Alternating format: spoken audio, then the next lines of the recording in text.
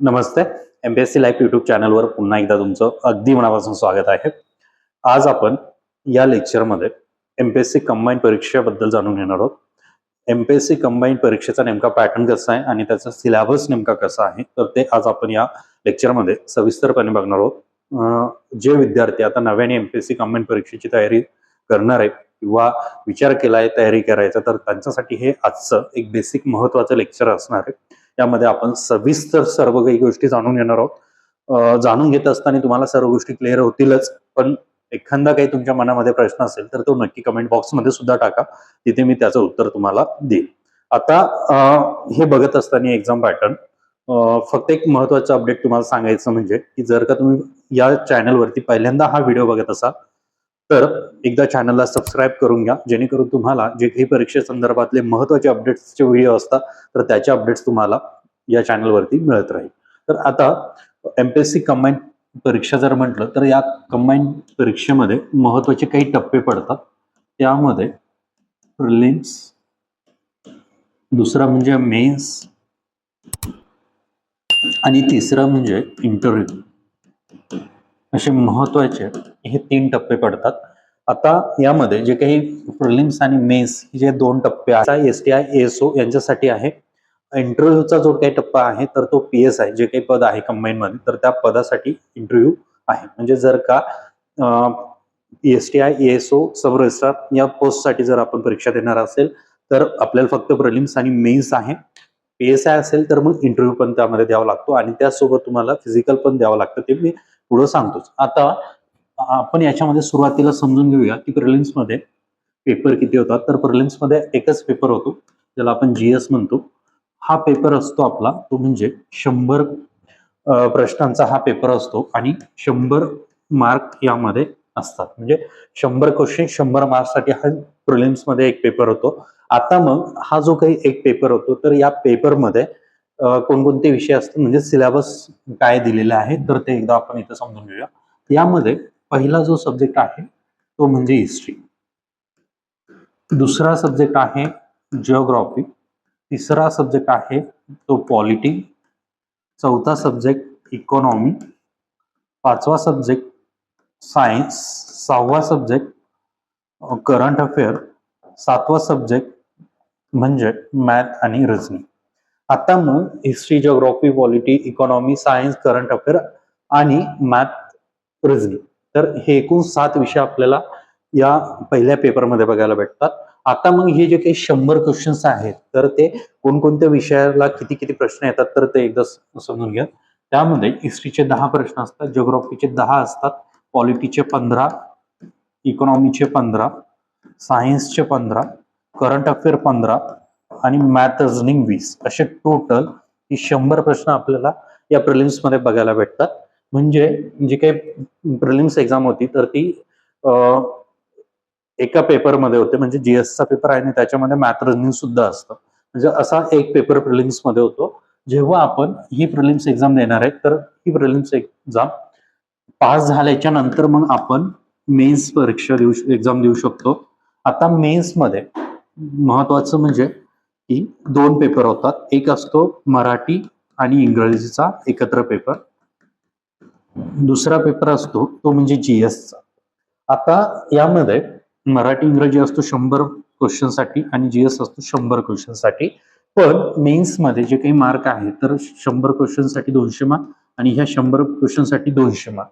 म्हणजे आपण प्रिलिम्स मध्ये बघितले 100 क्वेश्चन असतात पण 100च मार्क असतात, म्हणजे एक क्वेश्चन हा एकाच मार्क साठी असतो. मेन्स मध्ये एक क्वेश्चन हा 2 मार्क साठी असतो. आता हे जे काही पेपर होतात म्हणजे प्रिलिम्स मध्ये एक पेपर, मेन्स मध्ये 2 पेपर, हे सर्व पेपर कशा पद्धतीने होतात तर ते एमसीक्यू पद्धतीने होतात, म्हणजे मल्टिपल चॉईस क्वेश्चन.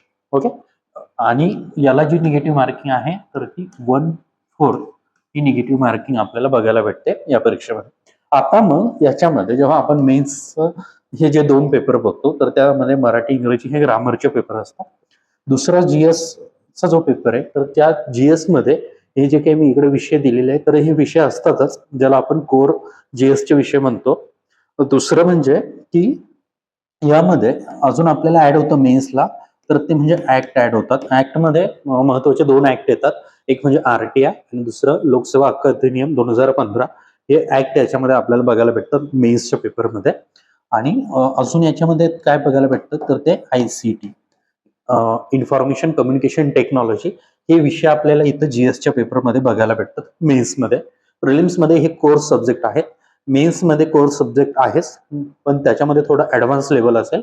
आणि मग ऍक्ट आणि ICT याचा सुद्धा समावेश आपल्याला मेन्सच्या पेपरमध्ये बघायला भेटतो. तर असे हे प्रिलिम्सचा एक पेपर आणि मेन्सचे हे 2 पेपर, त्या पद्धतीने हे पेपर होतात. हे झालं मेन्स पर्यंत. आता मग मेन्सचा जो काही कट ऑफ लागतो तर तो 400 मार्क्सचा लागतो कोणकोणत्या पोस्टसाठी, PSI, STI आणि ASO यासाठी. फक्त जी काही सॉरी इथं सब रजिस्ट्रार, आता सब रजिस्ट्रार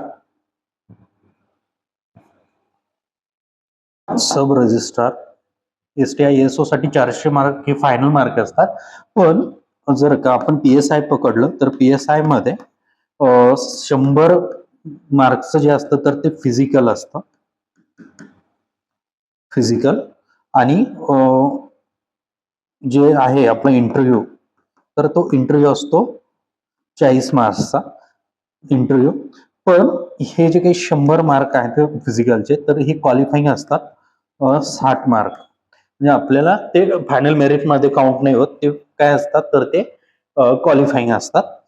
पण हे जे 40 मार्क इंटरव्ह्यूचे हे असतात आपल्याला मेरिटसाठी कन्सिडरिंग मार्क. म्हणजे काय, PSI जर म्हणलं तर PSI चे जे फायनल मार्क आपण जर पाहिले PSI साठी फक्त, तर ते PSI साठी 440 मार्क आहेत.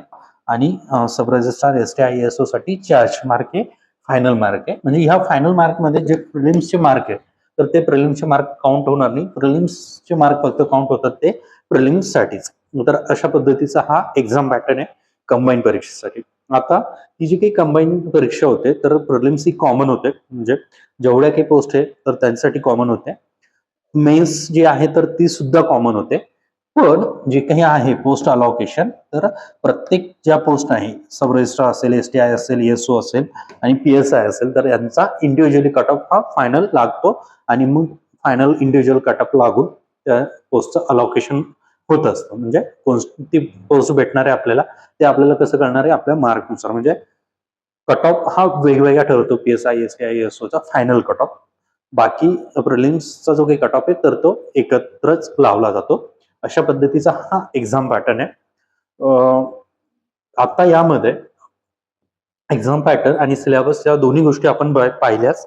पण जरीही तुमच्या मनामध्ये काही एखादा प्रश्न असेल तर नक्की कमेंट बॉक्समध्ये टाका, त्याचं उत्तर मी तिथे कमेंट बॉक्समध्ये तुम्हाला देईल.